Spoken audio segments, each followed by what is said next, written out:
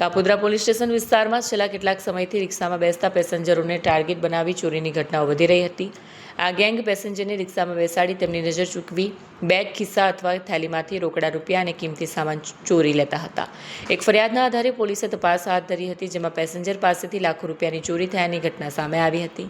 ફરિયાદી બટુકભાઈ વેકરિયા રિક્ષામાં મુસાફરી કરતા હતા ત્યારે તેમની થેલીમાંથી અંદાજે 6 લાખ રૂપિયા ચોરી થયા હતા।